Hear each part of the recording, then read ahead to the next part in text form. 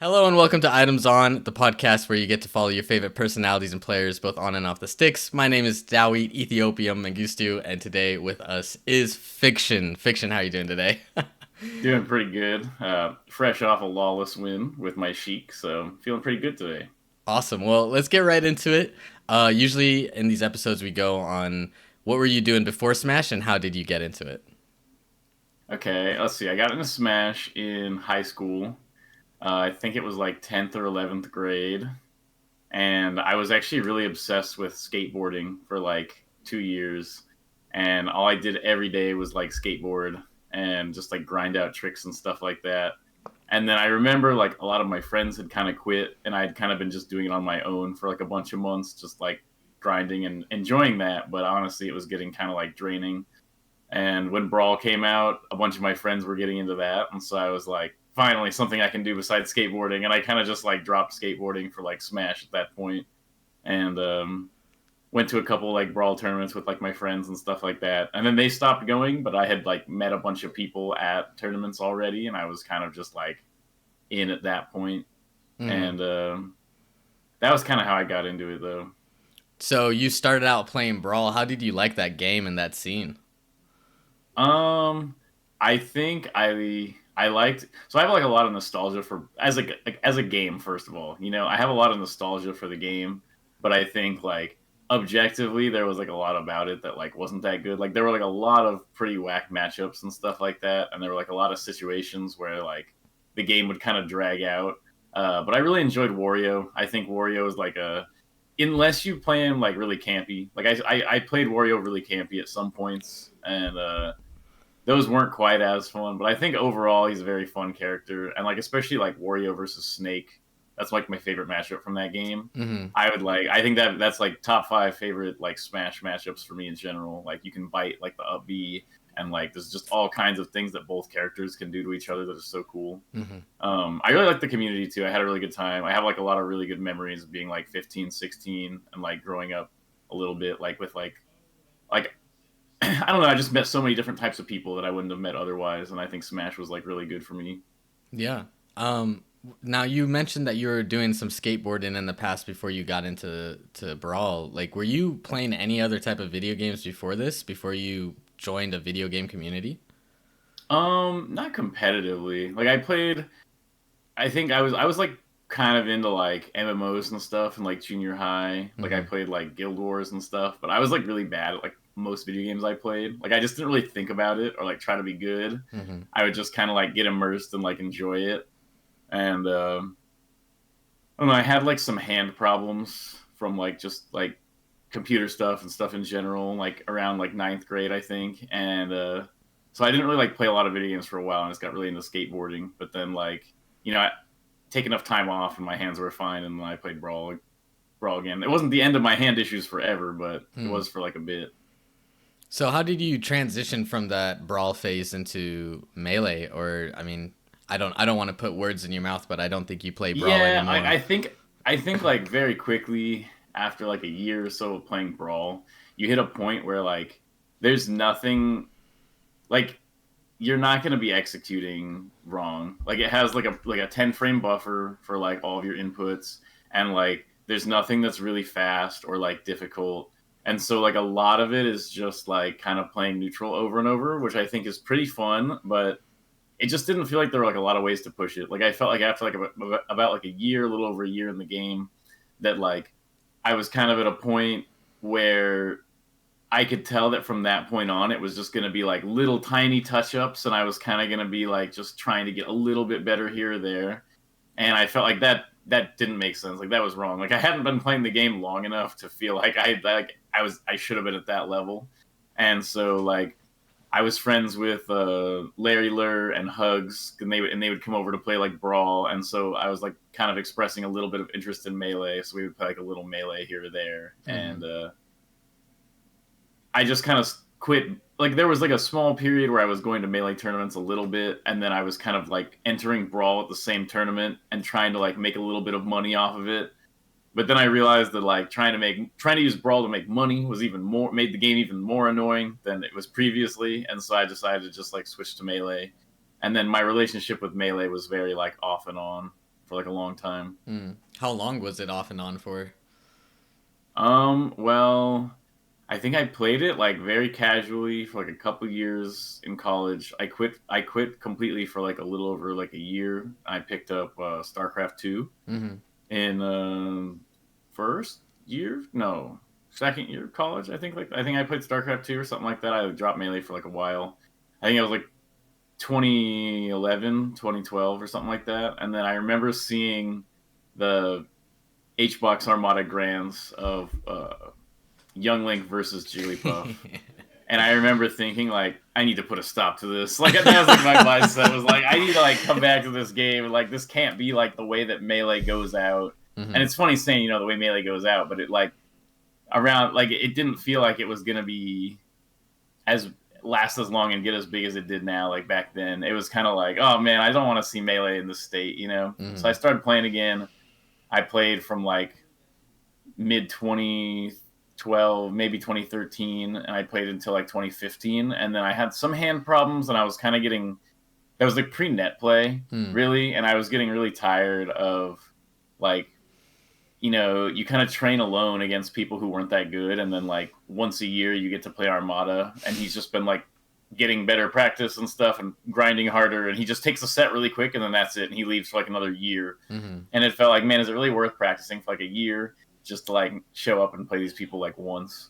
So I kind of got frustrated at that and quit from like 2015 ish to like 2018, like mid 2018, and then I kind of got back into it, and then I've been pretty in it since then. Yeah. I want to talk about that a little bit. So, you reference how you've been in and out of the game during these certain time periods. Was that break, like especially the main one from 2015 to 2018, was that break healthy for you in terms of, coming back competitively, or was that a period where it was hard for you to let go of that game for that long? Oh no, I just followed like my feelings. Like I Mm-hmm. just didn't feel like entering, and so I didn't. And I would go to like two majors a year and kind of just go and hang out with people. Like I went to like Genesis and Evo basically, and I would just Yeah. go and hang out with everybody and do my thing. But like I wasn't really like taking the game. I would go like months without like touching a controller and stuff, and it didn't bother me. I just didn't have any desire to play Mm. at all. I would like play with like some friends that I would hang out with, like who were just like mostly casuals and stuff like that. Just play a little bit, Mm-hmm. like that, like casual, but they kind of want to get in the competitive community. Like they watch the matches and stuff, but they're not like really competitors. Like I played a bit with those guys, and like, and then like when I started feeling like I wanted to come back, I just came back. Oh, that's simple. I like that. That's what I've been doing the whole time. People are like, why'd you switch to Falco? It's like, I don't know, felt like it. Yeah. Like, why am I doing any of this? Like, because that's what it seems like I would enjoy the most. Do you have that like mindset on like stuff like, for example, you're talking about college and now working on your game, for example. Do you just like go with what your heart desires, or is that just like a Melee type deal where it's like, it's my hobby? Mm, what do you mean by like with college? Like, how does like I in guess what like way? some people, like when they compete, when they play in like, where if they're in college and they're competing, they'll like separate, like, all right, college, I need to do XYZ. It's not like, by your feelings. It's like, I need to do this because I want to Hmm. get Y out of it. And some people bring that mentality, I think, into Melee. Like, I need to practice X, Y, and Z so I can do X, Y, and Z. And I need to, play X amount of hours to achieve my goals. Is Right. that, Okay. Yeah.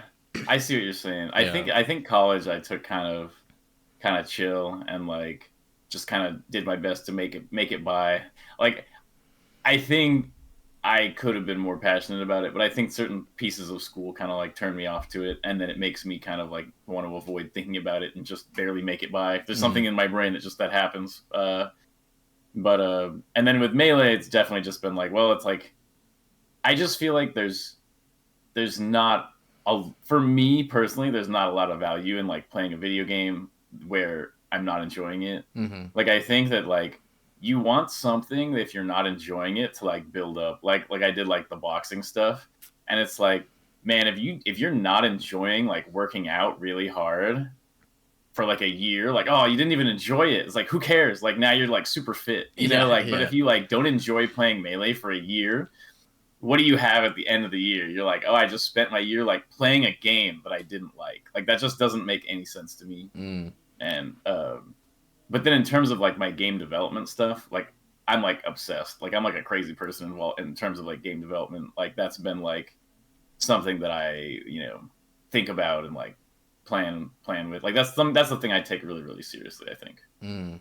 Is that something that like you've had in other avenues of your life, that's that serious focus, or is that something that you think is new that comes with game development that you enjoy? Um I think it's just like by far the hardest thing I've ever done. Yeah. And so I think like most things, I'm like, I'll give it a shot. And then I can kind of decide like, oh, I'll invest like a little bit more or whatever. But with game development is like, I was like, I can do this. Like it's really hard, but I'll do it. And like every time I tried to like reach for it, I realized it was like harder and harder and harder. And I've just kind of gotten like more angry and determined like over the years of like, you're not gonna tell me no on this. Like I will be as crazy as I need to make this happen, you know? Yeah, yeah. That's So I feel like awesome. it's kind of just a reaction to the difficulty of it. I wanna switch gears a little bit. We were talking about how you took that break for 3 years, from 2015 to 2018. Can you describe, like sort of what you were doing in that meantime? And Well, that um, was when I started working on the video okay, game. yeah. The game, like I'd been kind of playing around through college and stuff. I graduated college in 2015, Hmm. and so like I like was kind of like living in my friend's garage for like a year and a half and stuff with like the artist for the game. It's like a 2-man development team, and I was just like grinding and stuff. But like I wasn't as good back then. Like sometimes you have to like think you're good enough and grind at something for a while before like you realize like, oh, now I'm good enough to like actually make the thing. And I Mm. think like 2015 to 2017 was just me like trying really hard to make Tanny like get it off the ground and see like what I could do with it. And so like it was pretty much just game development during that time. And then like I don't know if you know like Noel, Hmm. like Yeah, the player. he was like a little kid during those days. Like he was like 16, 17, and he would like come over to like my friend's house and sometimes and like we'd have like little smash fests and stuff. But he was like 6 months into the game at that point and stuff like that. So I used to just like beat him up with like Ness and Samus and stuff like that. That's awesome, man. That's really cool. I didn't know that. Yeah, that was like the only Smash I played. Like ask Geo, it's 100% true. I want to ask you, like, what made you want to get into game development? I mean, that's such a monumental task, you know? I think when I first got into programming, I really liked it. Like Hmm. I feel like it had always seemed kind of like something I wouldn't really like to do, but I like took a class in high school for it and ended up liking it a lot, kind of like latched onto it.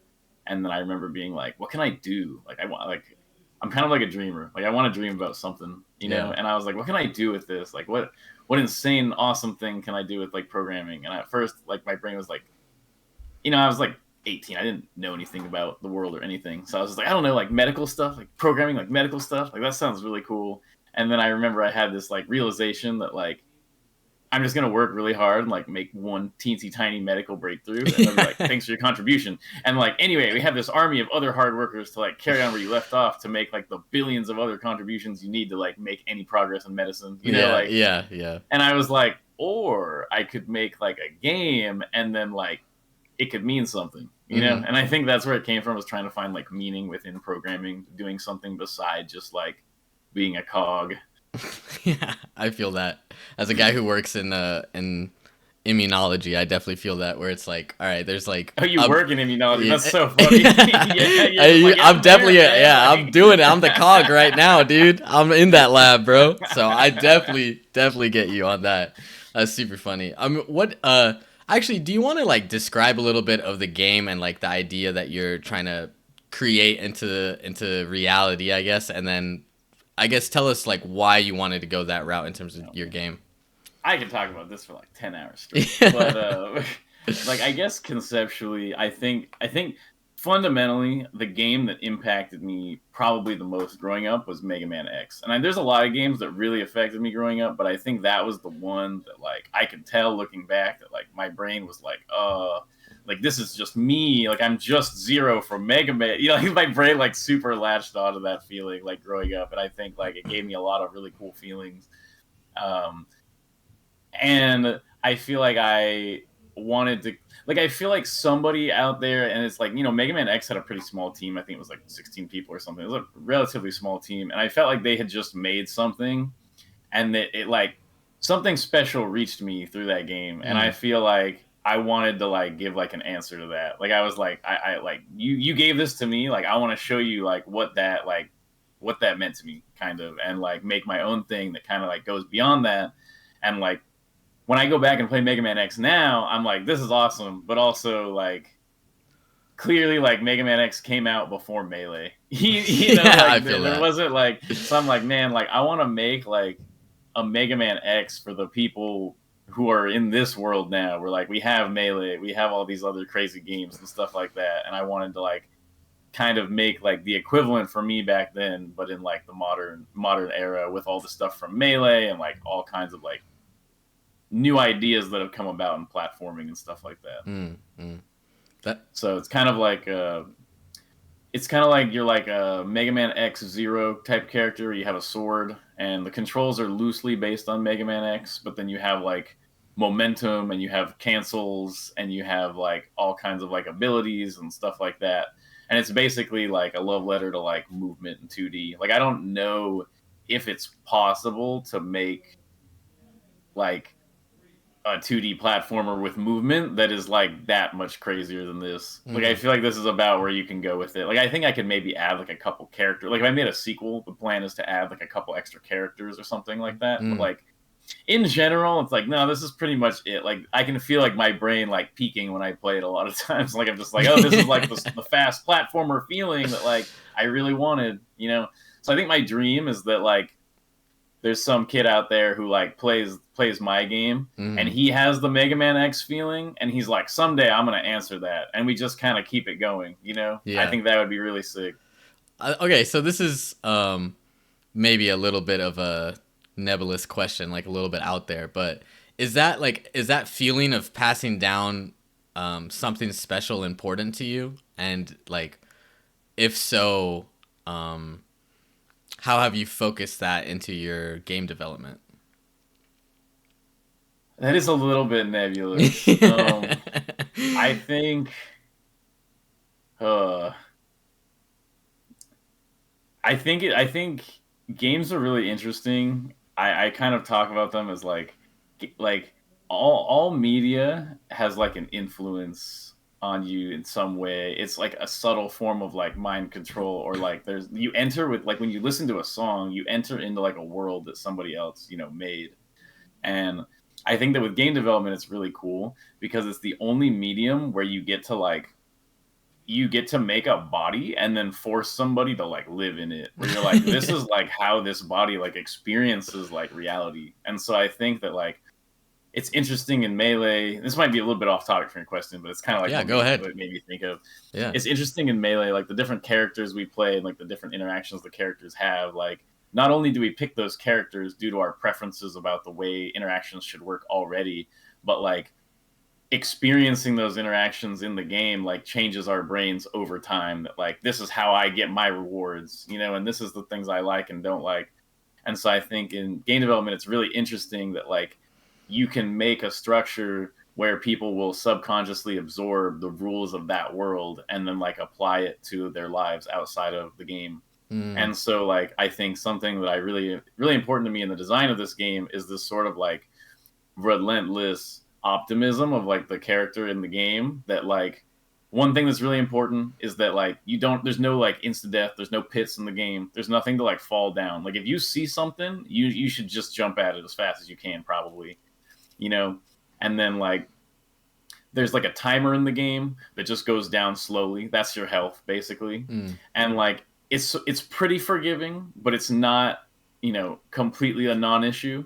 So like it's kind of like life, where it's like you can't just sit around like waiting. Like and you know the game, for instance, doesn't have any sort of cyclical motion. Like it doesn't have any sort of like moving platforms that like move back and forth on a timer, Mm-hmm. because the idea is like you just like, oh, I just got to sit back and like wait for my opportunity, and like not this cycle. I'll wait one more cycle and get like the perfect jump. And like the game is really designed like, no, no, no, you don't want to do that. You actually just want to like dive in and like if you try to slow down at all, the game is actually like, oh wow, you want to slow down? Fine. You're like not even moving anymore. You probably should have kept going fast, you know?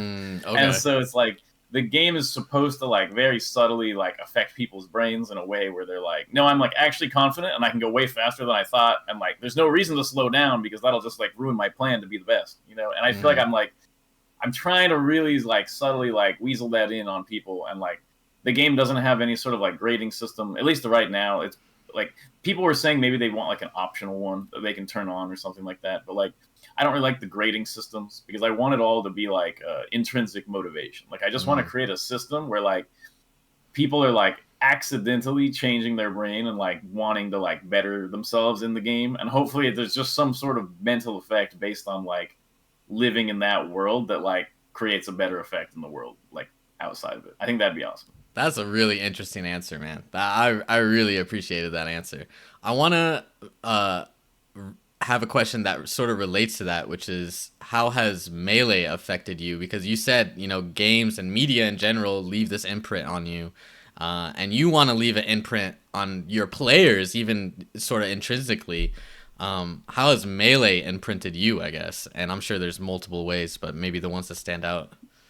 I can't even describe how much it is. Like I think if Melee had never happened, I would probably just be like a loser drone somewhere, just like, man, why am I so sad? And like why is the world so mean to me? And like how come I'm just waiting around and the world hasn't handed me good things? You know, like I feel like I would just be like I don't know. Like maybe I would have found something else. Like honestly, like there's a chance. Like I really like ping pong and stuff like that. Like there's a Mm, chance I would have just found some other sport and had like a very similar like growth or something like that. But I think like at least the life I've lived, I think that like Melee like was a huge thing. It just taught me like, you know, not to be afraid of other people and like not to be afraid of like challenges I give myself and like know to like stay steady under pressure and like know that like losing isn't the end of the world and like all these social interactions and like all these types of people that I never would have met and like traveling to all these places I never would have traveled.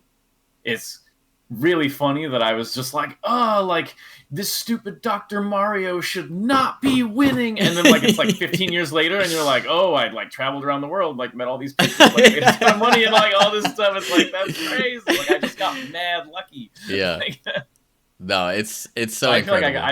I feel extremely thankful for Melee. This thing, like I don't know. Would you be you wouldn't be doing this interview with me if I wasn't No. good at video game. You know, Yeah. so I'm like that's crazy. Like just because I hate losing. Like Yeah. I never had a plan really to like compete so much in the game. It's Hmm. just kind of like you just show up, hate losing, want to go back and beat those people, and then all these amazing life experiences happen in the meantime while you're stressing out about not losing to these people. Yeah. Do you think like competition in general is a good avenue for you in terms of like personal growth? I I mean absolutely, absolutely. Hmm. I think that like not everybody, but I think that like our society would massively benefit if everyone had to like go through competitive like I don't know, like life, like our life in society is like an incredibly collaborative exercise. That is like what we need to do. And I think that like without a competitive outlet, people get things mixed up. Like it's so much easier when you're like, well, I just like wish nothing but the suffering and cries of my enemies in the video game. And then I like go out of that and like we're all in this together, man. Like, you know, like, and I feel like having like a competitive environment to be in both like keeps you sharp and makes you realize that you can be a competitor and then that helps you be like okay because I can compete and I can win and I can like crush others that I see that we should not be doing that like outside of like the game and you know I feel like it'd be good for society if people like compete and good for themselves like mentally I feel like not competing in anything you're like, well, I know collaborating is the best option, and then you end up like denying yourself all these like feelings, and you become somebody you don't like. I feel like potentially that can happen to people. Like I've met people where I'm like, I feel like if they had like an outlet where they got to experience defeat and victory rather than just like working every day at their job or something, that like it would really significantly like help them mentally. That's just my impression. And Mm, obviously it's not for everyone, but like that's something I've thought about. definitely. Uh, Kind of like with boxing, where I think that like every few months somebody just jabs you in the face. Doesn't need to be like that hard. Just like if everybody just got jabbed in the face every so often, I feel like it would be good for everyone. Just like, oh, like no, I can still get punched in the face. Like we're mhm. living in like the real world. You I feel know, like that'd be good. it's actually crazy because I've done a couple interviews, and there's multiple players who have done boxing before. Like I just got done with a Phil, and he did boxing for a little bit. I did boxing for a Yeah, little I bit as talked with well. Phil. Yeah, and Oh, nice. it's well, it wasn't like you, bro. So don't worry about it. But that shit was crazy. I remember watching that. I'll have some questions about that experience in a bit. But like I guess we can get into that now a little bit. I mean, what are some of the things that you think, jumping into boxing taught you? Because if I remember correctly, that was like a new avenue for you, right? You didn't do boxing before, Definitely right? very new. Yeah, Yeah. very unfamiliar. Like I guess so. Let me rephrase the question. When you got that opportunity, what were your thoughts, and like how did that evolve as you kept training? Hmm.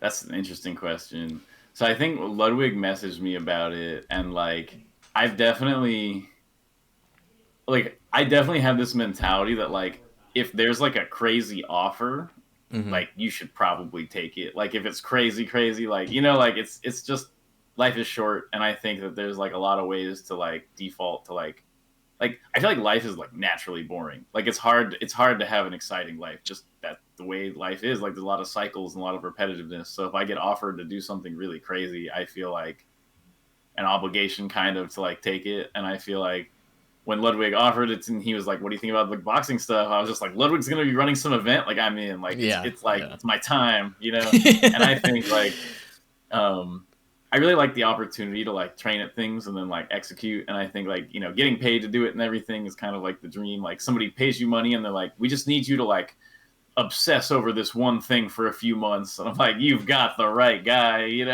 Mm-hmm. Like that sounds great to me. I think I approach training like very seriously. And I think it's like I approached it as seriously as I could for like the amount of time I had put in. Like I think like if you've been boxing for like a couple years, you can definitely train harder than I did. But like Mm-hmm. as like somebody who like wasn't into it and needed to take time, like a lot of time to like recover from soreness and tiredness and stuff, like I definitely put in as much as I could, and I was like very mentally in it, like all the time. Like every night as I was trying to fall asleep, I would be like flinching, thinking in my head like, "Oh, he's about to jab you! Like you got to get out of the way," stuff like that. Like I Mm-hmm. was like really, really, really into it, and I think it was just like me doing my thing. Like it just felt really good. Like it feels so good to just train in a new thing and try to do well at it. Mm-hmm. And like I got like super. It's like you're weak, but when somebody's punching you, it hits different. Like when somebody's stronger than you, it's like, how about that? And Yeah. you're like, oh, okay, no, I'm back. And they're like, oh, how about that? And you're like, dude, like I should just die and curl up and like, Yeah. like turn to like turn to ashes. And so Mm-hmm. I think like even though in my head I'm like, oh, it's like they give you this challenge and you're like, okay, I'm gonna approach this as like me and I'm gonna do it as me, and you do it as you, and it's like I did all the things that I thought I would do as me, but I still came out of it different. Like I Mm-hmm. still came out of it like improved, and like just all those experiences and stuff like really add to like life experience and stuff like that, in my opinion. Yeah. I want to ask you a little bit on that because I know like physically how you can improve, right? But I'm always interested in the mental, and I would love to learn like what were maybe like a couple takeaways that you took from that experience that's helped you later in life. Okay. So honestly, I think mentally, like mental game and stuff like that, I didn't take anything from it. I think I've already gotten a lot of that from like melee, and I feel like I Really? just like I can kind of just like approach it from that end. I think it was good for like my nervous system. Like Mm. I think like it was good for like the deeper parts of me, like subconsciously and like nervous system wise, of like getting hit and like overcoming certain things and like just like I'm able to like work out a lot harder now than I used to be, just because like having like my coach screaming at me and stuff. It's like I can like just call it up and be like, oh, he's yelling at you now, like 3 more reps, you know. And I Mm-hmm. think Mm-hmm. that like I think that improved, but I think like my approach to things and stuff, it what it more did is I think it like really validated those things that like, oh, I can pick up something that's totally outside of my comfort zone and like apply these mental like algorithms to it and then like have it work out well. Did you gain like confidence from that at all, or were you just like, yeah, I knew I could do it, respect?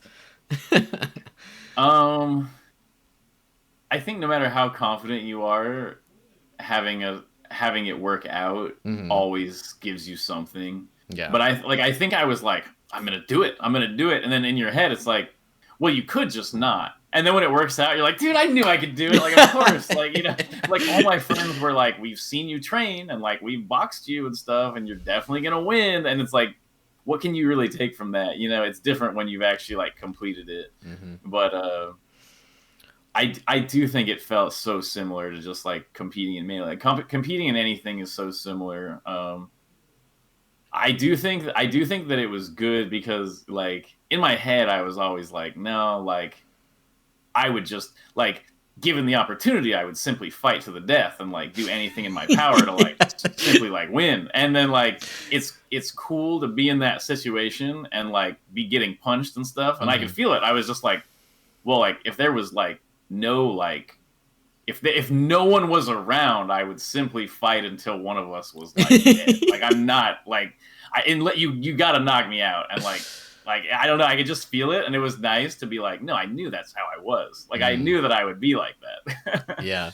Like that confirmation when the rubber meets the road, you're that guy. Yeah, that like Yeah. I know that in like a life or death situation or in something like that that I would act that way. Now it's like 100% confirmed to me. I'm like, no, that thing in my head that tells me I would act that way was right. Like I would definitely act that way under like that much pressure, because it was definitely the most pressure I've experienced. You know. Yeah, I want to ask about that. So, like, let's say you're going in the walkout. That was the most nervous part for me, was walking to the ring in my little tiny amateur bouts with 5 people beside me, right? So, like, I could only imagine what it was like going into a stadium, the lights and everything, the music. What was going through your head during that time?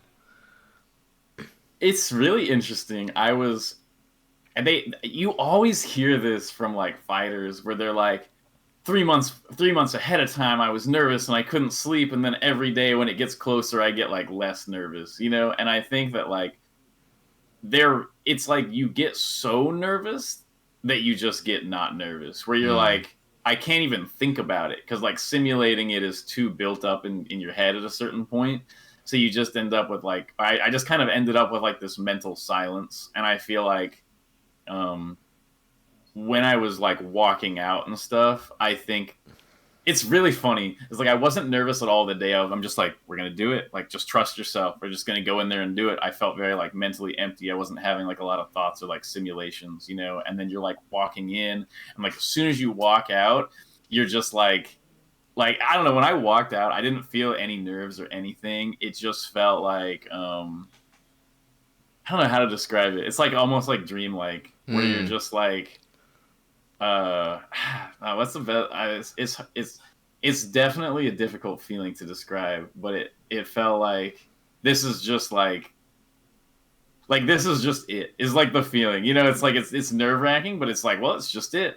And then I was just ready. And it's like, well, you're just here to like fight to the death. Like you can just lose in front of all these people, and it's like even if you don't like physically die, it does feel like you're fighting for like a lot. Mm. Especially me, I'm kind of outspoken as like a person, like kind of like poke people a lot, and I think that like people would definitely like have taken it a long way, and I would still be like, KJH loses, everyone's like, oh no, like he's such a warrior, like good stuff KJH anyway, and they just move on. Like, nah, if I lost that, it'd be Oh like yeah, every day, they like would be nah, we ribbing just you, bro. They would be yeah, ribbing for you. like the Yeah. rest of my life. And so I was like, no, I have so much on the line with this, and I think that like I think when you have everything on the line, and when you literally put it all on the line, and you're not holding anything back, Mm. it's like you can't really be like nervous, because you're just like, nope, this is like literally it. And like so like, I wasn't going on stage. Like there were a couple times where I was doing like flexing and stuff like during the match and stuff like that, and like you don't go in there like, oh, I'm gonna flex, but you're sitting there and there's all the energy from the crowd, and you're just like, well, I'm gonna flex because like someday I'm gonna die, so like I might as well just like flex now, like while I'm in it, you know. Yeah.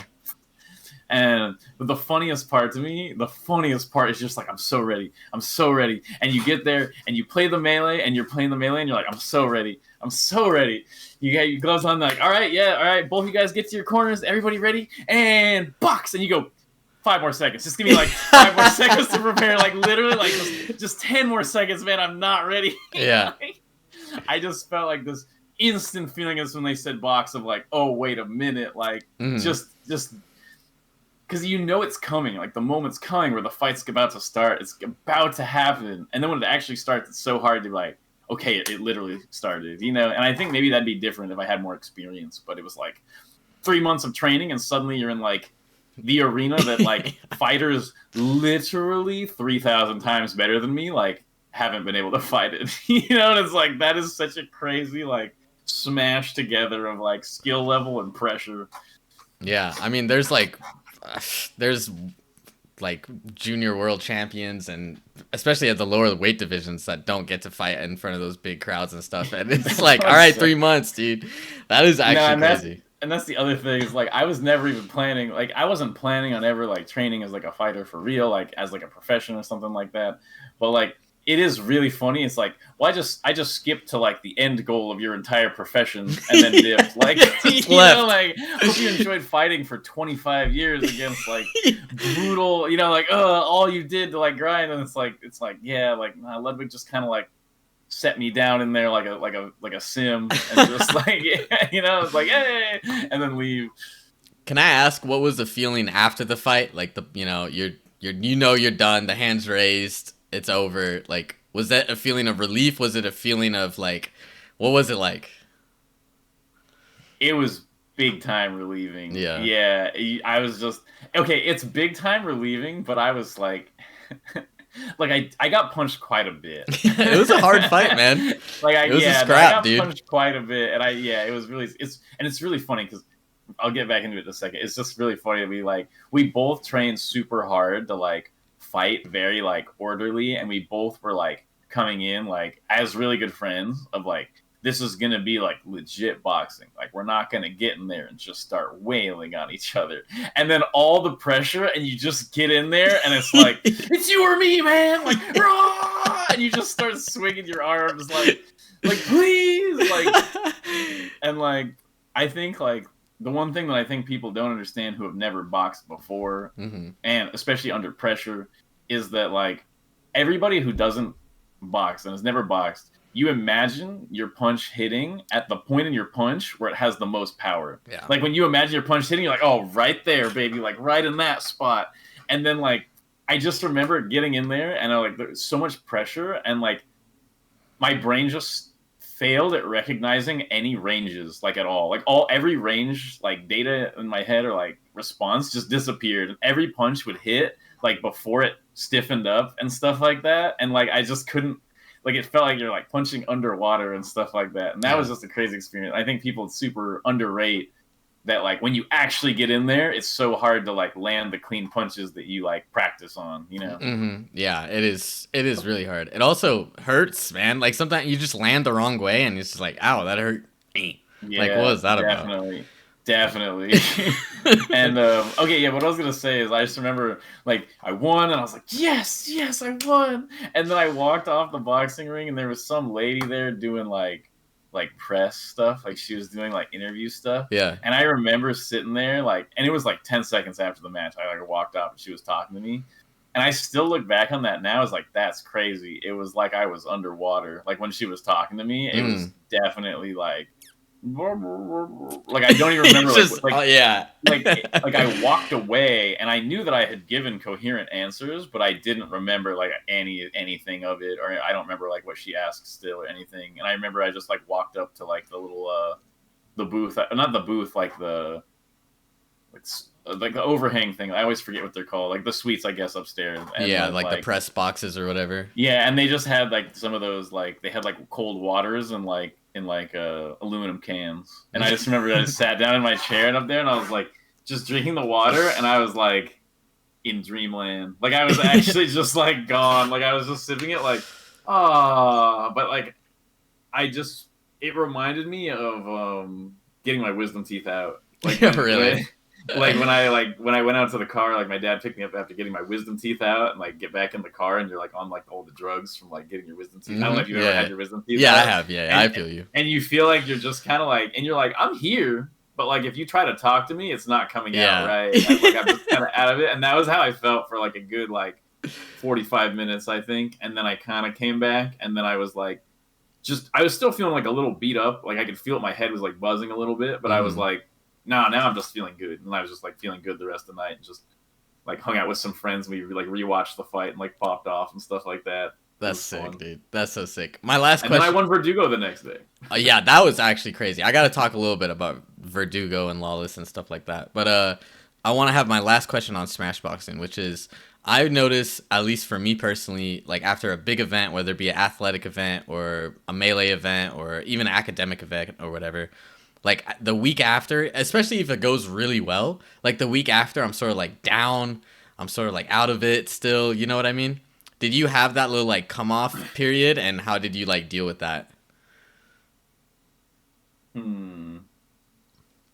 I think I'm bad at I'm a little bad at rewarding myself. Mm. Like not like really bad. Like I'll do it, but I'm definitely there was like I think like Tuesday, Wednesday, Thursday, I just like woke up every day and like rewatched it, and I was just like, yes. And I just kind of like sat around. Like after Verdugo, like it was like Verdugo. Tuesday, Wednesday, Thursday, I sat around, but I was feeling good. I wasn't feeling bad. Yeah. And then I remember like Friday, literally being like in my head, being like, what, you just gonna sit around and celebrate this forever? Like, come on, man. And then I just like it was instantly back to normal.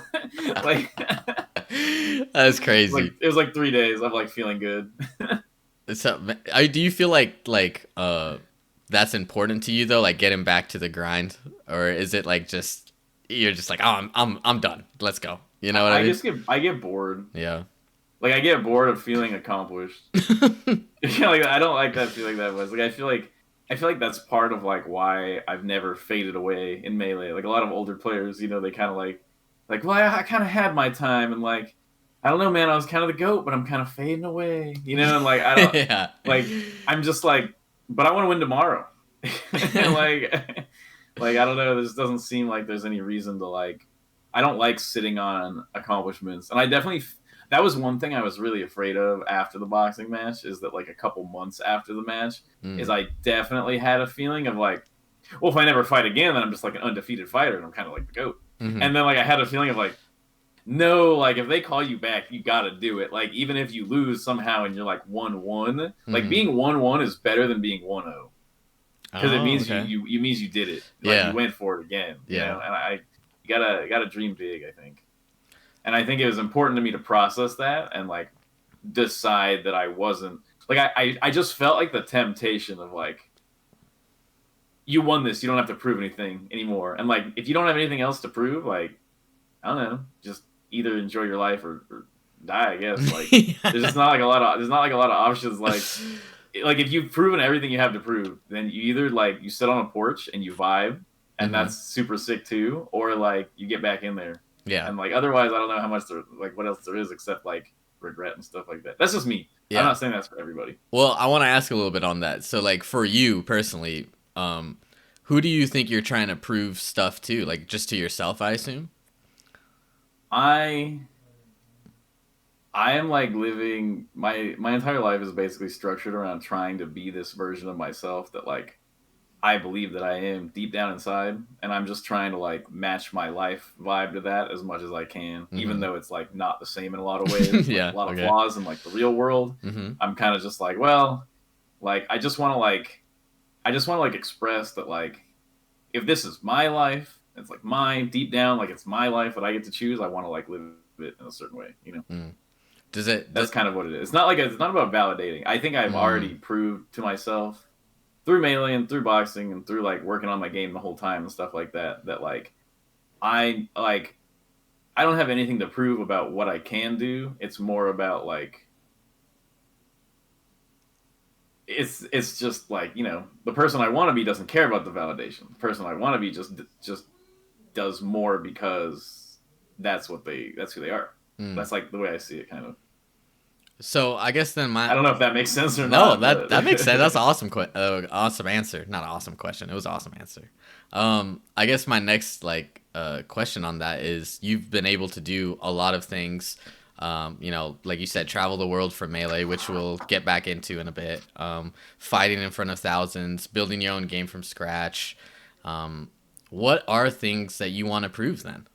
Like what are the next goals what do I and want to prove? aspirations? Yeah.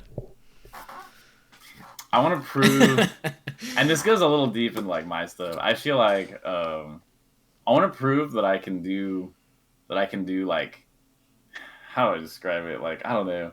I want to prove that I can do like the human stuff too. Mm, Like I think I want to be. I think my next avenue, like I've proven to myself that I can compete really hard, and I've mm-hmm. proven myself that I can nerd out really hard. And those are two things that like I wouldn't have thought I would be able to do when I was younger. So I'm like, all right, the next thing is I'm trying to like human out really hard. So Mm, I want to be get good at making music.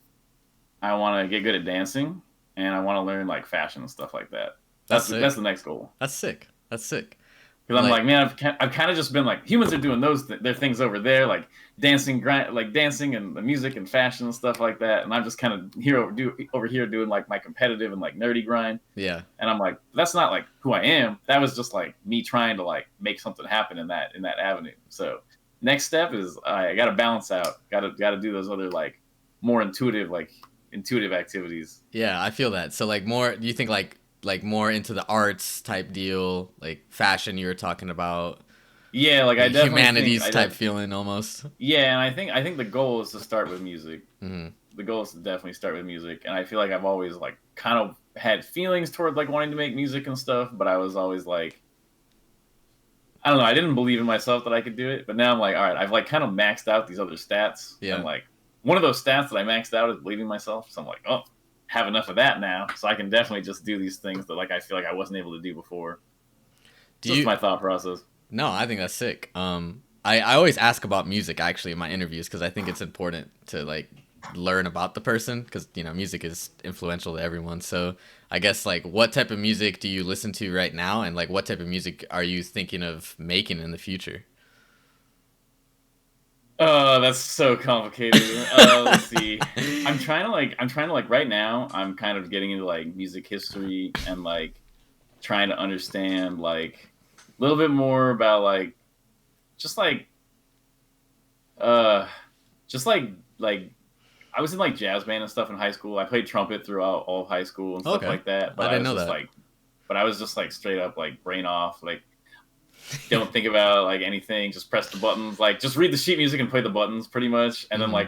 And then like um I don't know. Now I'm trying to get into like more of like older school like jazz stuff and stuff like that. I don't really like. I can't really bring. I don't know. I feel like I just don't know enough to like bring up stuff. Like I'm just kind of having people like send me their playlists, like listening through. I feel like I just listened to music my whole life as Hmm. like a blob that gave me feelings. Like I'm just like well, I just put on the music and like while the music's playing, I have these feelings and people Hmm. would be like, "Did you hear that the chords changed?" And I'm like, "The what? The what? Whatting?" You know, like I just didn't like. Yeah, I I feel was you. just literally like, "Well, you just put it on and then the mood changes." Hmm. And so I think I'm like, and I just kind of listen to like, I don't know, classic. Like I listen to like a bunch of like rock and like Red Hot Chili Peppers stuff like Rage Against the Machine, and then like a bunch of like chiptune like video game music, and then like some like electronic music and stuff like that. That was kind of like, and then like some sort of like I listen to like Little Dragon and like Metric and like some sort of like more like alternative rock and stuff like that. But like very like I've basically I always joke that I've been like the 10 album guy for the last 10 years where I'm Yeah. like well you just it's like there's only five feelings in life and you just play the album that like fits the right one of those five this time and now I'm like what am I doing like I need to like I'm trying to like really listen to like a lot of albums and like artists and like really like every day I'm trying to listen to like some sort of new music and really like listen and think about like chords changing and like really think about like what the music is saying and stuff like that. And I just feel like I don't have any sort of music in particular that I want to express, but I have a lot of internal feelings. I sometimes I feel like I just feel like so much, and I feel like I just wanted to like make a game to express these things, and then it took like 8+ years, and I'm like, wait, this is wrong. Like, you can make a song in like an hour. Like, I could have just been making music this whole time Hmm. to express, if I wanted to express myself. I don't regret any choices I made, but I really want to like move into this new realm of like expression and stuff like that. What does expression mean to you then? Expression means I experience suffering because I have feelings that I struggle to get out, Hmm. and so those things need to get out there Got you. somehow, and then I'll feel better. That's like that's how I feel. I feel that. I feel that. I guess I'm trying to let me bring it back to Melee a little bit. It's so funny because I had like this whole like I had all these questions for you, and I was like, all right, we're gonna go do this, and then we just started chopping it up, and here we are. Yeah, I But mean that's fine with yeah, me. what do you think? How important is expression to you in Melee? Because I know it's important for some players. For other players, they want to play a little bit more logically, and it's less expressive. Mm. I feel like I express the competitive part of myself in Melee. I Mm. don't typically feel that like I feel like combos and stuff like that, like, oh, you were expressing that you hope they double jumped into your down air or something, like there's like a lot of times where combos are kind of like, man, was it really expressive how they held in for like 3 hits in a row, That's funny. like. That is actually funny. Yeah. Okay. And it's like you can have some, like, I think the amount of expression that you can get in like like I think combos can look cool and be hype, and I think that is like a cool part of Melee in general, Mm-hmm. but like you can do that in Rivals, and I don't play that game competitively. I feel I you. really like in Melee like the balanced defense, and like I get I enjoy competing in it because it feels like, despite the fact that it rewards so many bad mentalities, that it rewards better mentalities overall than like almost every other game, which is Mm. like a lot. And that's just my opinion. I feel like a lot of games reward just like grinding, and like there's a lot of people out there grinding Melee tech skill, and like we can talk all day about how annoying it is that like tech skill monsters can do well in Melee, but ultimately they can't do that well. Like I always say that like Melee has like we have a ton of 15-year-old prodigies in Melee, but they're all just getting obliterated and going like 1-2. Like they're all like, just like other games have 15-year-old prodigies, but they're like killing it. Like we Mm-hmm. have those too, but the game is too difficult for them to be as like that successful, at Yeah. least right now. Yeah. I feel that. You made a cool little comment, which is the game, although despite it rewards bad mentalities, it rewards good mentalities greater, or to that extent. It rewards bad mentalities less than like ultimate or something like Hmm. that. So can you Like, break down yeah. like what do you think a bad mentality is? Like just like grinding tech skill, for example, you made that like, but what are I others? have way too many thoughts on this. I'm here for Um, him. I'm here for him. okay, bad mentalities can be. I think a bad mentality. I think of a bad mentality. I don't see it as like always just ineffective mentalities within the game. I see it as like a mentality that will like contribute overall to like everybody everybody else like around you. Like, yeah, like if somebody is like, well, I just camp every game to timeout, then like that's a bad mentality, even if you won your local by doing that, because like you're wasting everybody's time, and you're kind of like you're not like you're not being cognizant of everything that's happening, with the game. Like there's like I feel like there's a lot of ways there can be bad mentalities, and people just get obsessed with like results, or they get like desperate for just getting like they're kind of hoping that their opponent does something bad and stuff like that. And I Hmm. think there's a lot of ways. Like I think Melee, like I think every person who plays Melee, you basically just start out with like 1,000 bad mentalities, and then you slowly get the number down to like 30 or something like there's just so many little ways of like, well, it's like when I get scared, I just run away, or when I get scared, I just panic and mash buttons on you, or like, when I lose, when I go down 0-2, I give up, or you know, when I go down, I just look for the gimp instead of trying to like play the game, or like there's just like a million ways that like people can have like flawed ideas or like mentalities in Melee, and I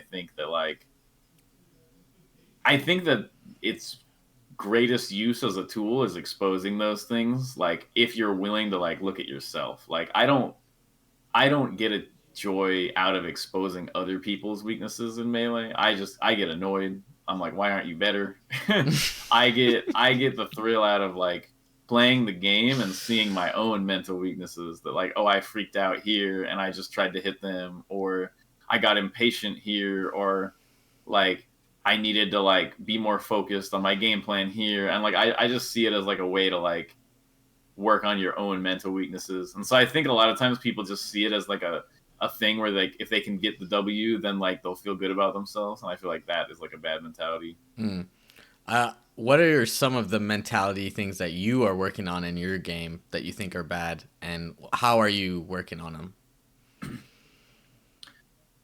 Let's see. I mean, right now there's a lot of things 'cause I'm working on Sheik, Mm-hmm. and I feel like there's like a lot of things with Sheik that are just like misconceptions I had about like certain positions. Like, there's a lot of stuff where it's like a lot of intuition from other characters that comes over and it helps you in some ways, but like hurts you in others. And so I'm really trying to like separate Sheik out as like her own character, and then play her like the right way. I definitely feel like I have a tendency to like get overly like 4C with her. Like I'll just like forward tilt 3 times and I'm like, come on, like just give me like the forward tilt. And I'm like, oh, that's like a mental weakness, you know, I Mm. gotta like get rid of that. Or like I think there's an interesting mental exercise of just recovering with Sheik because you're pretty sure you're gonna die, and like finding the right mentality to recover where you're like realistic that you could die while also like staying hopeful and like being prepared for things to go well. I think that's like a piece of the game that like the Spaceys don't really have to deal with. So I think that's like a piece of the game where it's like mentally I've been kind of thinking of, and like Sheik can like slow down the pace sometimes, and a lot of times I want to just kind of keep the pace high with like buttons from like Spaceys and stuff like that. So I don't know. I think that I don't typically like vocalize a lot of my stuff when I'm like working on it. A lot of it is just like subconscious. Like I just make notes of certain feelings, and then like the next time that feeling comes up, or the next time like a certain position comes up, I like try to do something different or better next time or something like that. You know, like Mm. I played curve in winners finals of this lawless, and I got reverse 3-0'd, and I was trying to figure out why, and I was like, okay, like I basically I just get thrown like there's like an optimal or like a correct or best sort of like pacing or like thought process for every character, and like you can kind of get thrown off of that. Like I call it like a path, like a mental path that you have to walk to play that character right. And like if you get thrown off the path, the most important thing is being good at like getting back onto it. And because my Sheik doesn't have that much experience right now, I can get onto it and suddenly people are like, wow, your Sheik looks great. And then like I'll veer off of it and like my Sheik is awful and I'm having a tough time getting back onto that. Mm. And I trust the process enough by now that like I don't feel like I'm learning any big lessons by learning Sheik. I'm more like, let's refine the process that I used to get good at Falco, because Falco was the first time I really like changed mains from Fox and like really like tried to set up like a new character. So now I'm kind of just trying to like redo that process with Sheik. Yeah, I wanna get in on your characters. I mean, you are one of the best in the world with Fox, and you switched to Falco. You've now shown your proficiency. If more than that, honestly, you're one of the best in the world with Falco now. Now the Sheik is coming out for Verdugo. Um, Going Sheik at Big House too. are you going Sheik at B House? Well, Yeah. first I'll shout out Big House because I'm a Michigan boy, so I'll see you there. Oh, let's go. I'll dap Are you you gonna up. be there? Yeah, I will. Yeah, yeah, yeah. Oh, nice. I'll see you there. Yeah, I'll dap you up. But I guess so. My question is what are the feelings that made you want to switch characters and learn the other characters? And then I guess I'll ask a different question afterwards. So start with that one. Um, I think a lot of times I didn't play Falco for a long time because he just felt slow coming from Fox. Hmm. I think I reached a point with Fox where a lot of it was just like, man, it like you need you only have a 95% success rate of drill wave shine back up smash on Marth. That better get those numbers up to a 99% wave shine back, you know, up smash on Marth or whatever. And like I feel like I just understood how to play Fox really, really well. And whenever I get to the point where I feel like I understand it really well and it's just a bunch of grinding to like execute really like even better, I feel like I'm not like learning as much. Like that's the stage I reached in Brawl really fast. It's like a similar feeling to that where I'm like, oh, like I'm just kind of be like refining my up air, back airs for the next whoever knows how long. And like that's kind of like my melee life. And I feel like I remember I was getting really annoyed at watching the Falcos. I remember watching like Magi and stuff, being like, dude, she's not edge guarding with the lasers right. Like, what are they doing? And like, I just kind of felt like Falco was dumb and easy because I was ignorant Fox main. Mm-hmm. And I was like, I'm going to show him how it's done for like a week. So I played Falco for like a week. And then while I was playing him, I realized, like, first of all, character's way harder than I thought. I was definitely wrong. Second of all, I was right that there's a lot of things they could be doing better with him, and I need to show them those things, and I can't do them yet because he's actually harder than I thought. Mm. And then third, that I was actually mad bored of Fox. Like, I didn't realize that I was bored of Fox until I was seriously investing in Falco for like a week, and I realized, like, wait, Melee can be this fun again. Like, I had kind of just accepted that Melee was that kind of this like passive fun level that was not that fun. Mm-hmm. And Falco made it really, really fun again. And part of the problem with that is that I feel like now that I felt that, and I'm like, I have it solidified in my head that that's how fun Melee is supposed to be, that like Melee started getting a little bit less fun as Falco. And so I'm like, oh, I'm back to Fox, but I'm actually playing like a super aggressive Fox, and I'm like, oh, it's super fun. And then that like faded way quicker than I thought, and it was kind of starting to feel like normal again. And I'm like, no, now I'm playing like Sheik because like, and like every time I switch, the game just feels like this huge rush again, and it's so exciting and fun and like interesting, and like that's the part of the game I want to keep experiencing. So I'm kind of just like, well, I'll just do whatever seems to be fun, and like at the same time I'm trying to make it like effective. Like I want my Sheik to be well rounded, so eventually if I'm just beating Zane every time with Sheik and he goes Fox, that I can beat his Fox with Sheik. You know, like you need a well rounded. Ultimately, having like a pocket counter pick is a kind of a gimmick. So I want to make her strong enough that it's like not a gimmick. Leffen did the same thing. He played a lot of serious Sheik for a while, and now his Sheik is like well rounded enough that he can do well with her. What are some of the frustrations of switching to different characters? I mean, I know one of them for a lot of people is just like the lack of results that you have for a little bit, but it sounds like the way that you have broken down your mentality, that isn't like in the forefront of your mind. So yeah, the lack of results doesn't really bother me. So what does bother you then? What were the frustrating What bothers things? me is that all the things that I'm not able to disallow. Like I feel like a lot of parts of Melee, like you don't realize, like it's like at this point in Melee, somebody doing a bad option and me being like, nope, that doesn't work, is like so built in that like you stop realizing how important that is to you. And then I switch characters and suddenly I'm getting hit by all of these like disrespectful or like bad options where like I know it's bad. I've spent years being like, see, you shouldn't do that, it's bad. Mm-hmm. And now I'm just like the guy like letting them do all of those things to me. And like at the same time there's like the name recognition, like, and they're just like, oh, like I knew that like dash attacking over and over was good again, and like look, I beat Fiction with it, and I know that it's just like validating them even more in these like negative Yeah. ways. And I'm like, no, like you're not supposed to get validated out of that. Like you're supposed to be like, I gotta stop double dash attacking. He blew me up for that, you know. Mm-hmm. And so I feel like that's the toughest thing. I think the toughest thing is like dealing with not being ready to deal with bad options. Like that is definitely the most frustrating part of it. And I think that like I like when people are just like like not believers. Like I like when you switch characters and everybody who you beat is like, you'll never see me losing to your whatever, your Sheik or whatever, and then they're just like little challenges along the way, and those are fun. Yeah. But yeah. So I wanted to ask you a little bit on your mentality of like other players. Not anyone specifically, but just like when you play other people, because there's like some comments that you made where like today you were saying like how exposing people's like flaws or lack of mentality or bad mentalities is like annoying for you. You don't take any like joy out of it, and like it angers you when people like do scrubby options and it works on like a newer character of yours or something like that. And then like your tag, you know, is like, you so bad at game. Like, do you get a little like pissed off at people when you play them? Like, it's like, what the hell are you doing, man? Come on. Oh, like every match, yeah.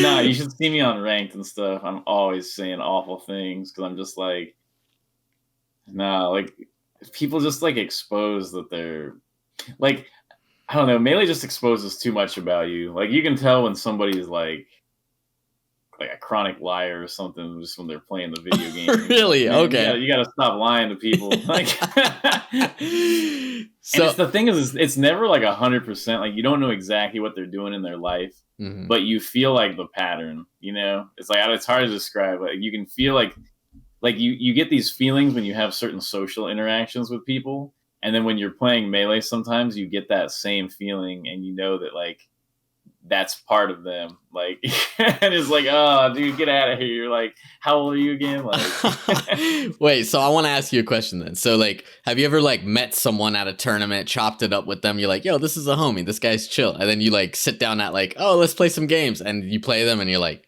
wait, this guy ain't right. Like, this guy ain't cool. yes, definitely, 100%. Yeah, So, like, definitely. what are some? No, Go ahead. Go ahead. you just know that like they're chill on the surface, but then deep down they're not. Like you can just tell with certain people. Like when you play them, you learn a lot about somebody from it. It's like learning like about somebody from like a fight. Although I Mm, definitely think fights are even more like you really get to see like how somebody feels in a fight or mhm. like in a boxing type thing. So what are some of your melee red flags that when you like I'm sure that you run into this, you know, where it's just like I've seen this guy before, like I know all about you, bro. You fucked up, you know? I think like not looking at the screen was a big Mhm. one. Like where they're clearly just like running their stuff. Like they get punished for something like 3 times and they still do it like a fourth time. Mhm. Like that's like a red flag that like they're just not paying attention. And so you well okay, so basically if somebody plays like that where they're not looking at the screen and you're like and you look over and they're just like you know like they've got their beer or something and they're like bro I'm telling you you know they're just like literally like being like if they're just having fun Mhm. then like those patterns don't necessarily reflect negatively on them Yeah. but if they're here like no we're here every day like rise and grind like I'm here to be the greatest version of myself and then you get in the game and they like treat you like you don't exist that's a big red flag. Yeah. Yeah. What are some of your green flags? What's some of the things when you play someone you're like, "Yo, okay, I see you." I think the green flag is when they make assumptions that you are going to be smart. Like I think when they do something and they're like, well, clearly like this is like a smart option here and then they assume you're going to do it and then maybe they do an option that like beats you for being smart. I Mm. think that is like the first thing where you're like, "Oh, like I did something that was not the obvious thing that was good and they expected it because they like respected me." Like I think respect in the game is like a big one because like if you think you're worthy of respect, you either think other people are like you and also worthy of respect or you think they're just beneath you and not worthy of respect. And it's like that's just like those are the two options. Like and so it's like if you're treating me with respect, like somebody who doesn't I don't know, somebody who like okay, like somebody who doesn't believe that like anyone is worthy of respect, like including like them or something, like they're just not gonna play with that much intention. There's just like a lot of people who play in a way where you can tell that they think they deserve respect, but you don't, and that's definitely like a red flag. I think. Mm. Do you Hmm. like I guess with the Oh, respect, go ahead. yeah, I just wanted to mention that it's funny. Like when I was younger and playing this game, I used to get a lot of validation out of beating people for doing the dumb things Mm. because I would be like, oh, I'm like teaching them. Like in my head, I truly felt like, oh, like when they do this down tilt and they die for it, like I'm like contributing to like society because like Yeah, I feel they'll that. see that this was bad and then they won't do it. And like Mm. I just learned painfully over years that like that's not the case and that like somebody getting punished for a bad choice, a lot of times they don't suddenly start making good choices, which was like a very difficult thing for me to like accept. And I think I finally passed the point where I was like, okay, you don't ever have to learn, but it'll also never work. You know, Mm, like okay. you can be stubborn and not learn, but you'll just see repeated failure over and over. I think that's funny that I ended up at that point, which is why it extra annoys me when I can't provide those repeated failures for them. Yeah. So Um, you enjoy disciplining those players for being headstrong, I Because guess. I thought that like, well, I'm bad and you hit me and then I learn, and then you're bad and I hit you and you learn. But then Mm. like it wasn't the case, going the opposite way. Sometimes it is, but a lot of times it's just not. They don't learn, I think fortunately. that leads into another question I had, which was coaching that you do. You're one of the better coaches. I've heard great things about your coaching. You can find fiction's lessons as well, which are super helpful. I watch them and they've definitely helped my game. No, that's Um, good to hear. like, how do you entertain those feelings that you just described with coaching people who obviously are going to fall into those fallacies that you've just described? I think it's because like they have already expressed like a willingness to learn Mm, by like coming to me for a lesson. So I know that like they're paying me money and like they're sitting down and like they have already declared that like their mind is open in some capacity, where they're not just gonna like no one like finishes a lesson and they're like, well, I just played bad. Like it's like they're coming into the lesson knowing that like they are going to listen to like what you have to say, mm-hmm, and like they are trying to learn from it. And so it's like, okay, like I'm down to like try really, really hard to like make you better because like you've expressed your willingness to actually learn it. So I feel like that part of me like just doesn't come out at all in like the lessons. In fact, it's the opposite, where it's like all of those parts that I wanted back in the day, beating up people, hoping that they would learn, is like I get to do it now. Whereas like, no, they come to me and they're like, please help me with this. And then I can be like, okay, like we're gonna make you better and try really hard. And like that's what I wanted from the beginning, but like I just thought that I could get it by like beating people down when I was like a teenager. I feel that. So is that like the main enjoyment that you take out of coaching? What are some of the positives that you take out of coaching? You know, people of all different skill levels. I mean, you Mm-hmm. coach some of the best players in the world. You've coached people who are going, you know, just to their locals. So, what do Mm-hmm. you take out of those experiences? I hmm.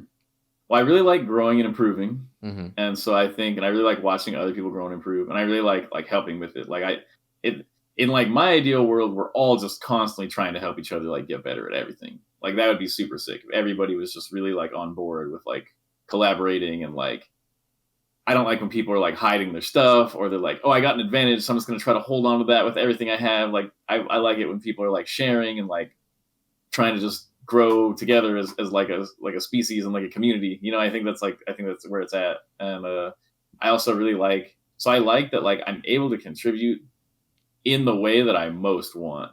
Like I feel like I said, I already got my competitive validation. Like I know I can sit down and beat people. So like what's left? It's like either beating more people and beating them for into the future, or like helping people. And it's like, okay, well, the helping people was like a big part of why I enjoyed the game in the first place, was that I wanted them to get better. Like I wanted us to get better together. And so like I feel like, and I especially like posting them publicly, because I feel like just having like a free resource, like just the fact that like $5 is not a lot for like a Patreon, but just having to like go to Patreon and click the button and like do everything to get that, like a lot of people are just not going to make it that far. I never make it that far when I'm learning something. Yeah. So I'm like, no, just having them there, just having them available, and like it just feels like a good value to like contribute. It's like what I want to contribute. I want to contribute the positive value to everyone growing and improving.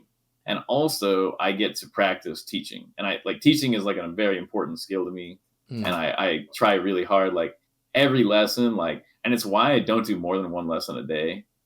Someday maybe I'll be able to build up to two, but I take them very, very seriously, like mentally. And like while I'm doing each session, I'm like analyzing the way I'm teaching and like the way they're responding and stuff. And like sometimes I beat myself up. Sometimes like they finish the lesson and they're like, man, that was a great lesson. And I'm like, yeah. And I just end like, what am I doing? Like I don't even like, I'm not even really teaching them, and sometimes I'll look back and realize that they were right and I was doing better than I thought or something like that. But like I just think teaching is like a very difficult and very important skill Mm. for me. And so it's cool to get to grind that and make some money and contribute to Melee in the way that I wanted and stuff like that.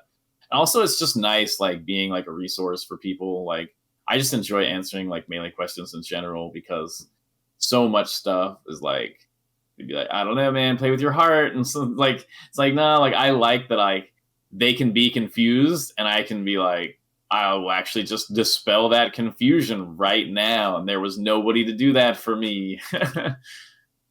Do you I guess what are some tips, because you say teaching is such an important aspect for you, and I think it's really Yeah. important too. I mean, just for I mean, it sounds stupid, but like just in humanity's sake, I mean, obviously teaching is incredibly important. You got to pass down stuff. So, It's like what makes us human in a lot of yeah. ways. Yeah. Like, I guess what are some of the tips that you've learned through the art of coaching that you can dispel to other people in aspects of their life in terms of teaching? whew. Oh, that's tough. I wish I was a better teacher so I'd have really good answers for this. Like I feel like I'm just like on a journey of like learning teaching a lot. Hmm. I don't feel like I'm like teaching is not one of those ones where I feel like I'm like on the top of the mountain able to like bring knowledge. I'm like, no, like I'm kind of just using this as like an avenue to try to get better, and like teaching is kind of an everyday like struggle trying to like really like communicate and stuff like that. Mm, I think I think it really emphasizes to me like how many different perspectives there can be, because like a lot of people like they'll get stuck in very similar places but like they're stuck for very different reasons, and like there's just so many different mental, like it's just really emphasizes how different every person is, where even if somebody fits like all of the same like archetypal points or something, that like they might just literally have a brain that sees the game differently, and like you have to like account for that. hmm. I also think like making sure that like you like that the most like obviously planning for the future is important, and I think like the long-term goals are important, but I think the most important thing is always the next step. Mm, Like I think you get the next step, and if you can just keep getting the next step, that's like really good. And then like if you can be like, well, this is the next two steps, and start planning ahead, that's even better. But the most important thing I try to get from every lesson is like, what is the next step? And I am going to like walk it with you and give you momentum and then push you and be like, okay, try to get to the next step on your own, and like really try to get people like on that track. Because I feel like people a lot of times like they focus too much on like, well, you got to get better spacing. And it's like, well, what is the next step that will eventually make them good at spacing? You know? mm. And I think that's an important one. And I think that, I don't know, I wish that that aspect was everywhere in society. Like I have a huge rant about this that I won't go into, but I feel like a lot of people, I grew up like in high school, like I basically hated math until the last year of college, despite being like a CS major and stuff like that, just because I didn't understand the whole next step thing. Mm. And like in math, if you get behind one step, then like you just feel all this pressure, and everyone like the math is mean to you, and the teacher is just like, why aren't you understanding this? And like everyone just kind of moves on without you. And then you end up in this point of like, oh, I just have this negative feeling towards this abstract part of math, you know? And it's like that could just be totally fixed if people understood that they just are missing the next step. And you maybe if you just get the next step, then all these things would open up and it'd be a lot easier for you. But like they because they're not paying attention to the next step, they just pay attention to like, does it feel learnable or not? It's like sometimes it won't feel learnable, but there's a secret next step that if you just learn that, suddenly the stuff you thought was unlearnable is now learnable. You Mm. know? I feel that a lot. Um, I want to switch it up a little bit because we're running out of time. This has been a great interview. We got about like 5 minutes left. So, um, I want to ask you, there's been a lot of discourse lately on the state of Melee and is Melee dying or is it living or this and There's that. always people talking about that. It's ridiculous. Yeah, I'm not too interested in that type of discourse myself, but I am interested in what the Melee community, especially in your eyes, can do to grow and to be better. What are some of the, I guess, frustrations that you feel, and what are things that we can do to work Yeah. forward?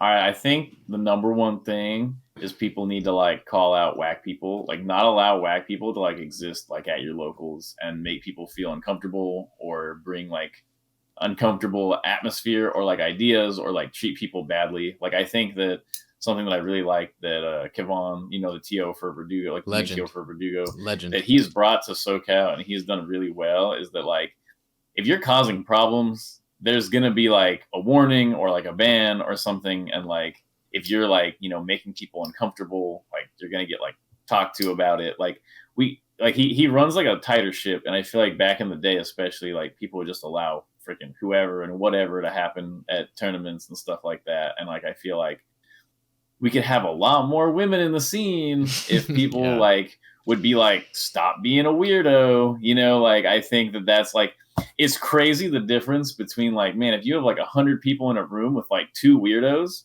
the women in the room are interacting with those two weirdos so often, like they're just always around, like Yeah. contributing to like the vibe. And it's like, I think that like people could be a lot more dedicated to making sure the environment is good and not just good for them. And I think that that's like really important. Like just because you're the person that like the melee scene like accepts the most doesn't mean that like we're all just big chilling, and like you shouldn't call it out if somebody's being like weird to somebody, you Hmm.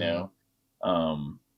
That's like a big thing, I think. I think another one is that people should be like more,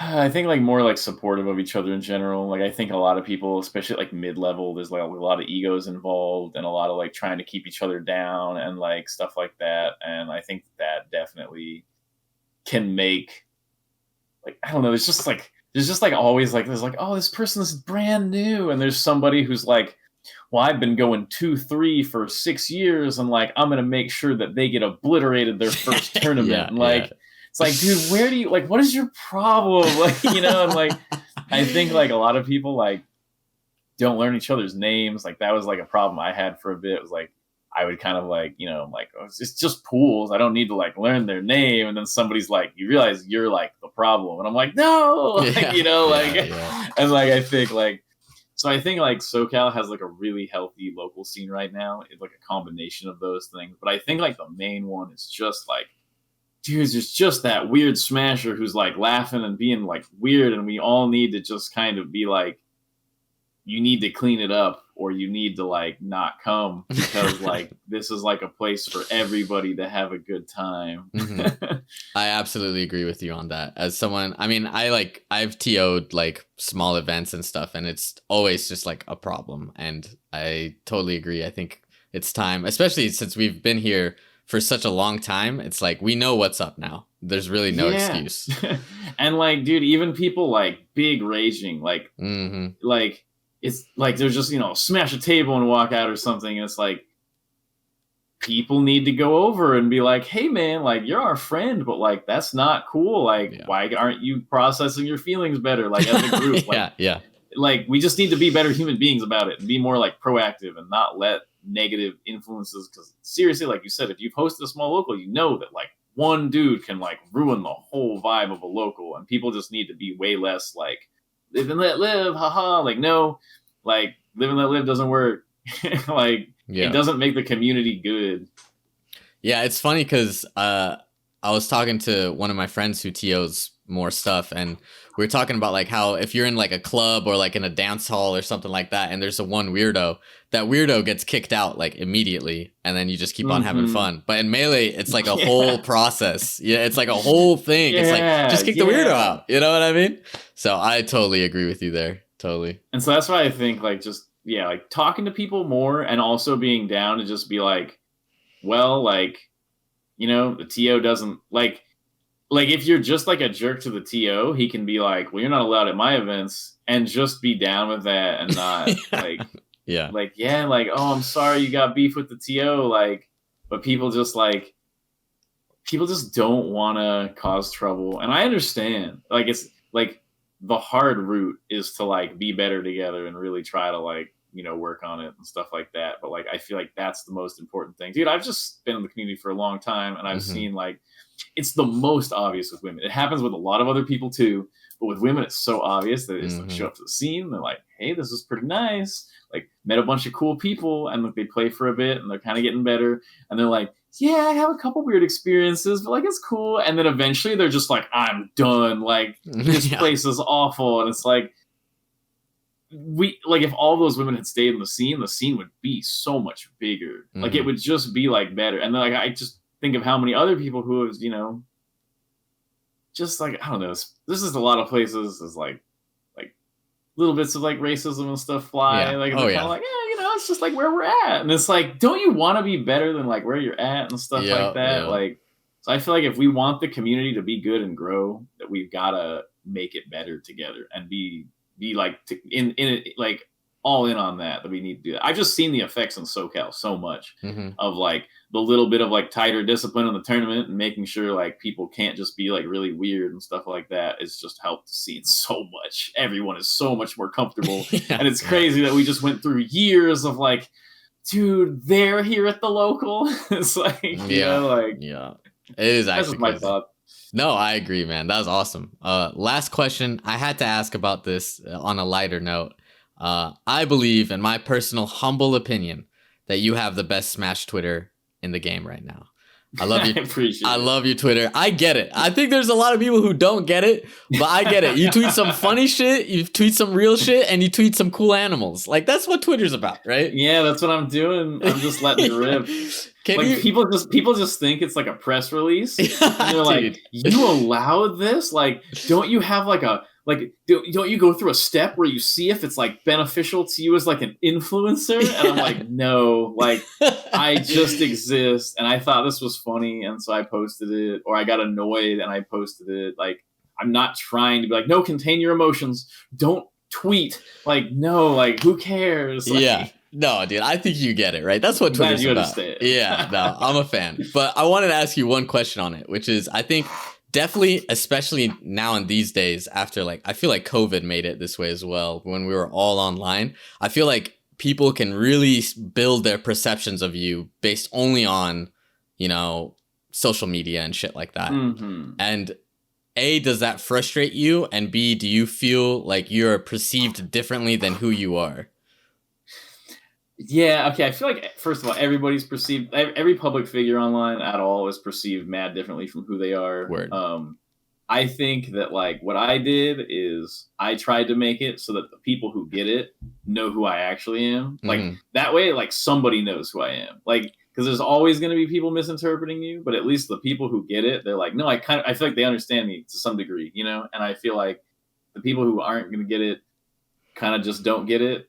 I also feel like I've been a little bit like, if they like me, they like me. If they don't, they don't. Like, I feel like I go a little overboard with that sometimes. And I think that like I could do with a little bit more processing sometimes on like, is this like, if I say it this way, they'll all like riot. Like, should I really?